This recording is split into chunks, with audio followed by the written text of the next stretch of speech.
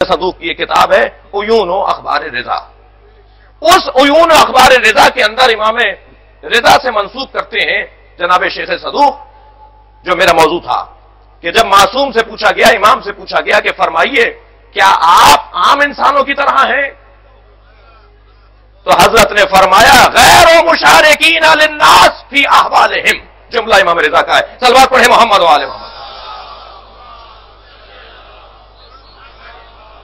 اس سے اونچی صلوات دیا کریں. اللہم صل علی محمد.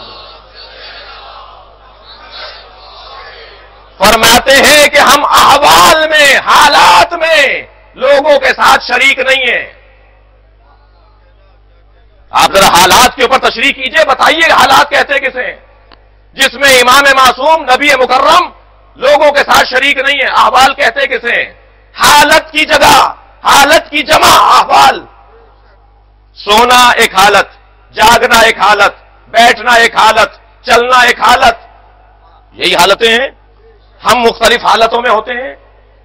فرما رہے ہیں غیر مشارکین للناس فی احوالہم، ہم لوگوں کے ساتھ ان کے احوال میں شریک نہیں ہیں. خبردار اپنے بیٹھنے کی طرح ہمارا بیٹھنا مت تصور کرنا. تم جہاں بیٹھتے ہو کوئی برکت نہیں پھیلتی، ہم جہاں بیٹھ جائیں وہ مبارک بن جاتی ہے جگہ.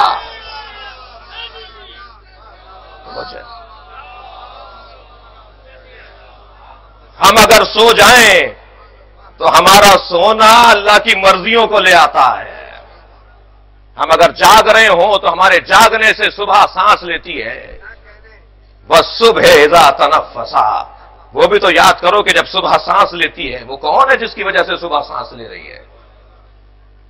غیر مشارکین للناس فی احوالہم، لوگوں کے ساتھ ہم احوال میں شریک نہیں ہیں. اشتراکہم، ہمارا اشتراک ان کے ساتھ ہے فی الخلق والترکیب. جملہ محسوس کریں مولا کا. ہمارا ان کے ساتھ اشتراک ہے خلق میں اور ترکیب میں. آنکھیں یہاں ہیں، وہاں بھی آنکھیں یہی ہیں. ہاتھ ایسے ہیں، پنجہ ہے، پوروے ہیں، بند ہیں، وہاں بھی یہی کیفیت ہے. خلق اور ترکیب میں ایک جیسے ہیں، مگر خبردار اپنے ہاتھ کو معصوم کے ہاتھ کی طرح مت سمجھ لیجیے گا. نبی کی آنکھوں کو اپنی آنکھوں کی طرح نہ سمجھ لیجیے گا. یہ کیفیت کچھ اور ہے. لہذا مولا فرما رہے ہیں کہ فی کل عضو، کل عضو علی معجزۃ، ہر عضو پیغمبر کا معجزہ تھا. عزیزان گرامی، جس کا ہر عضو معجزہ ہو،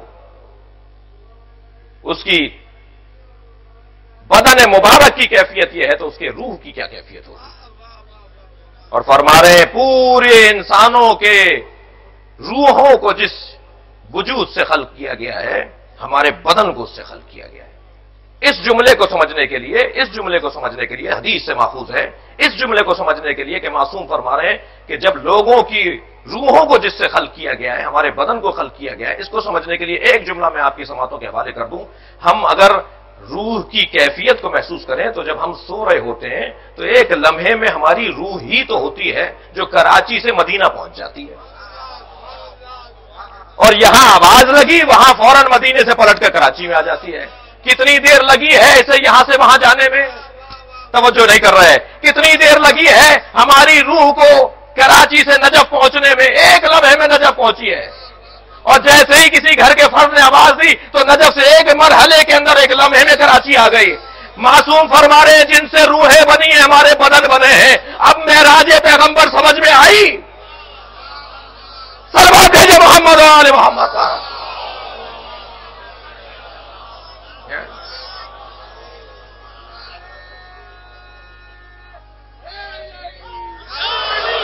پیغمبر گئے ہیں اور واپس آ گئے، بستر بھی گرم رہا، زنجیر در بھی ہلتی رہی، وضو کا پانی بھی جاری رہا.